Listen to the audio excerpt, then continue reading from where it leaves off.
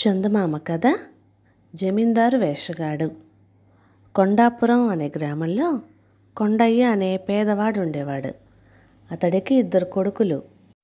పెద్దవాడు తండ్రికి కుటుంబ పోషణలో చేదోడు వాదోడుగా ఉంటూ కూలోనాలో చేసి ఎంతో కొంత సంపాదించేవాడు. అయితే చిన్నవాడు చిన్నరాయుడు మాత్రం ఏ పని చేసేవాడు కాదు.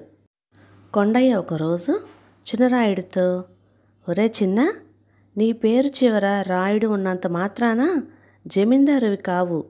జమీందారుకైనా జమీ వ్యవహారాలు చూసుకోవాలి అన్న తపన ఉంటుంది.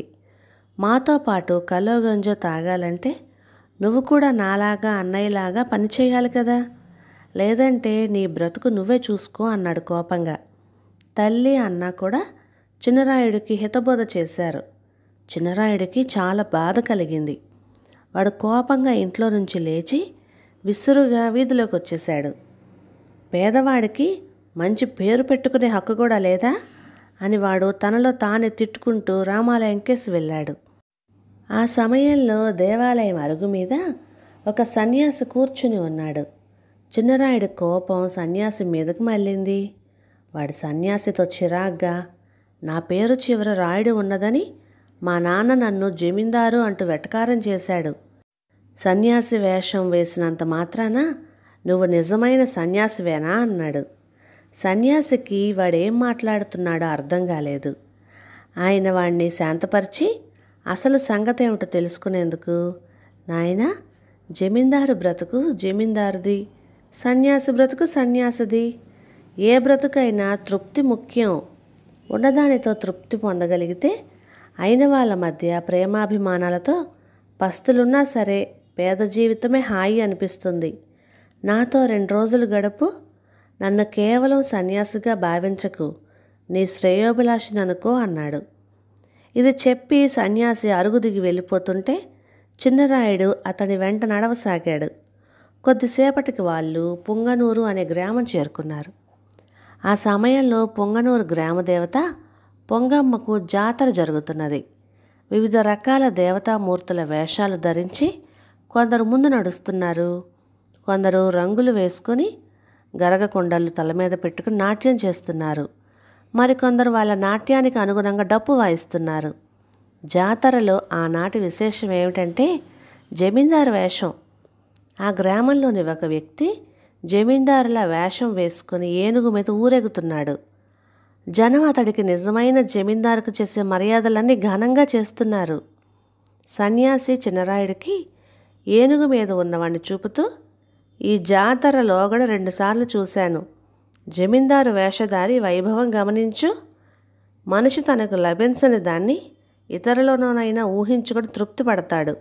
కొంచెం సేపయ్యాక అతడి పరిస్థితి ఎలా ఉంటుందో చూడు అన్నాడు. ఆ మాటలు విన్న పక్కనున్న వాడొకడు, ఇప్పటి జమీందారు పూర్వులలో ఒక ఆయన కడు పేదవాడు. తను జమీందారు కావాలన్న కోరికతో జాతరలో జమీందారు వేషం వేసి నాలుకపై చిన్న త్రిశూలం గుచ్చుకొని పొంగమ్మ అమ్మవారి ముందు నాట్యం చేసేవాడట. ఆయన తర్వాత జమీందారు అయ్యాడు.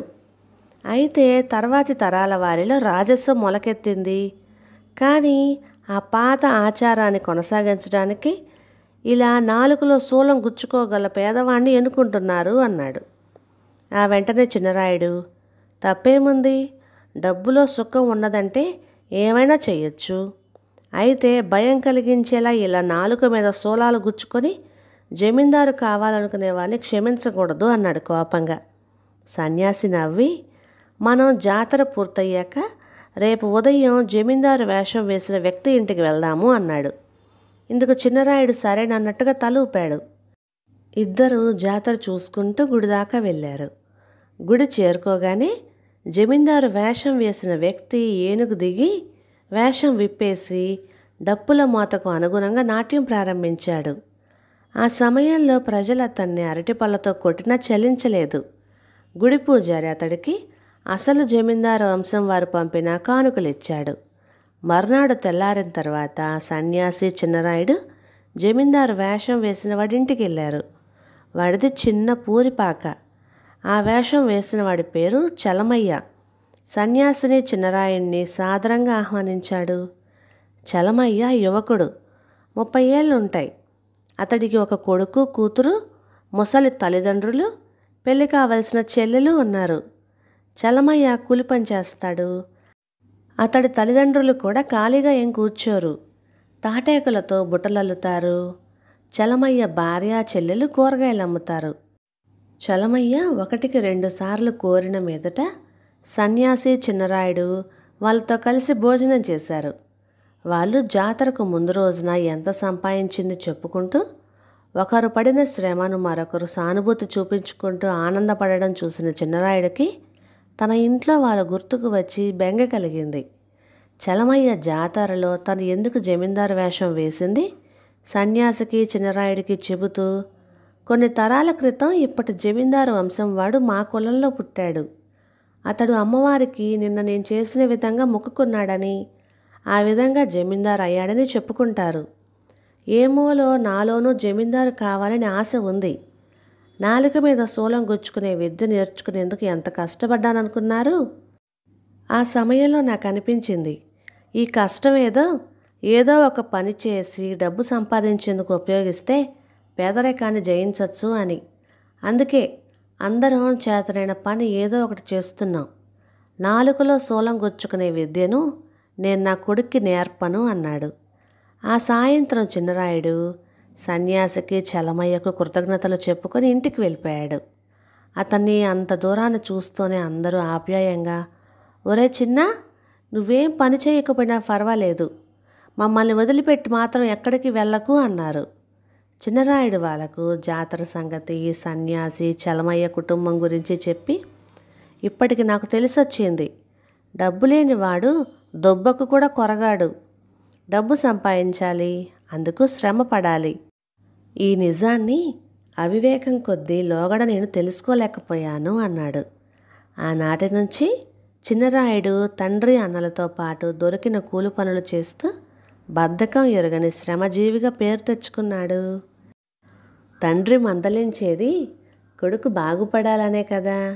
ఇంట్లో అమ్మ, నాన్న చెప్తే అప్పుడు అర్థం కాలేదు, కోపం వచ్చింది చిన్నరాయుడికి. అదే విషయం సన్యాసి, చలమయ్య చెప్తే అప్పుడు అర్థమైంది చిన్నరాయుడికి. కథ సమాప్తం. ఇక ఈ కథ మీకు నచ్చినట్లయితే ఇలాంటి మరెన్నో తెలుగు చిట్టిపొట్టి కథల కోసం లైక్ చేయండి, షేర్ చేయండి, సబ్స్క్రైబ్ చేయండి. Thank you.